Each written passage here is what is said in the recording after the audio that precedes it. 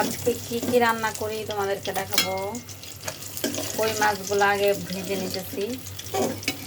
বড় বড় কই মাছ 4 পিস।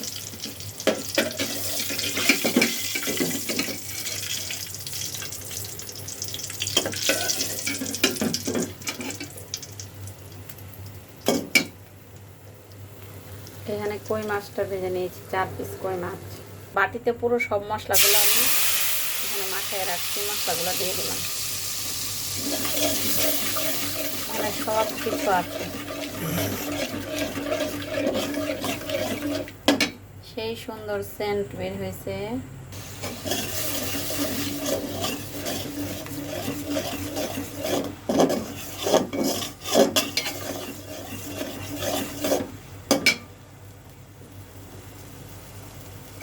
কই মাছটা রান্না করবো কি দিয়ে? মোলা দিয়ে। মোলা মোলা এইখানে মোলাগুলো আমি আগে কেটে সিদ্ধ করে হালকা ভাপ দিয়ে রেখেছি। এখন মশলাটা কষানো হলেই আমি মোলাগুলো দিয়ে দিব। আজকে কিন্তু আমি রান্না করতেছি পেঁয়াজ ছাড়া। আইসা দেখি পেঁয়াজ নাই, ঘরে পেঁয়াজ নাই। এখন কি বসে থাকবো এত রাত্রে? তাই আমি পেঁয়াজ ছাড়াই আমি এরকম করে অনেক সময় রান্না করি। এসে দেখি পেঁয়াজ থাকে না, এটা থাকে না, রান্না করি। এখানে আরেকটাতে আছে, এখানে সব কিছু দিয়ে দিয়েছি, আদা রসুন বাটা সব কিছুই। মুরগি এখানে আজকে 2 রকমের রান্না করতেছি। সব কিছু দিয়ে একসাথে মাখাই নিব। মুরগিটা সুন্দর করে মাখাই নিছি একদম ভালো করে। মশলাটা অলরেডি কষানো হয়ে গিয়েছে।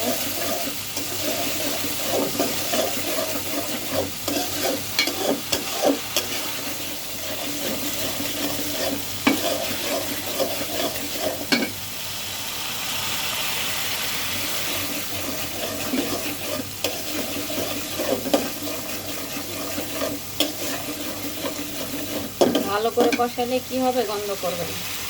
আর এখানে আমি দিয়ে দিলাম এই মূলাগুলো।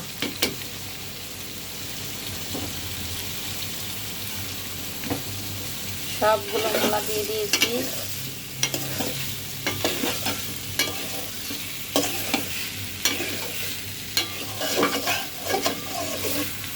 তোমাদের সাথে আমার রান্নার ভিডিও শেয়ার করতে আমার খুব ভালো লাগে।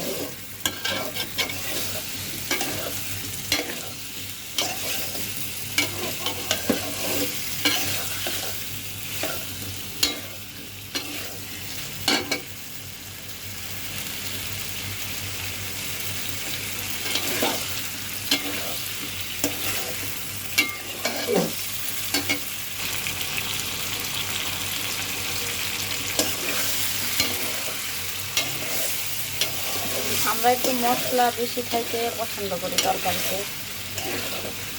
মশলাটা একটু বেশি খেতে ভালো লাগে।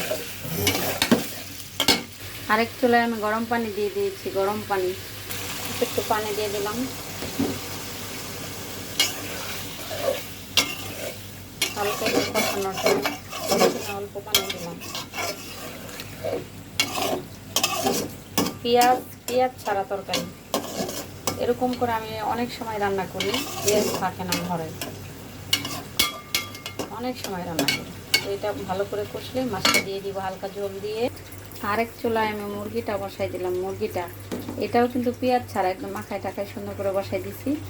দেখা যাক কি হয়। মলাতে কিছু শুকনো মরিচ দিয়ে কাঁচামরিচ দিয়ে দিলাম।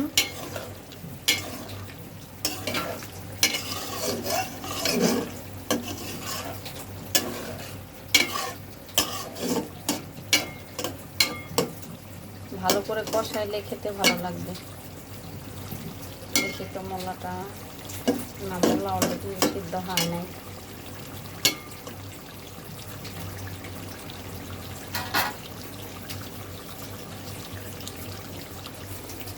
আর এইটাতে মুরগিটা দিয়ে দিয়েছি।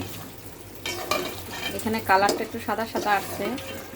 পুরাটা হোক, তারপরে তোমরা দেখবা কিরকম হয় রান্নাটা।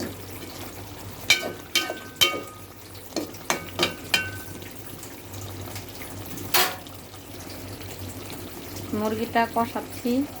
পেঁয়াজ ছাড়া আজকে 2টা তরকারি পেঁয়াজ হবে না।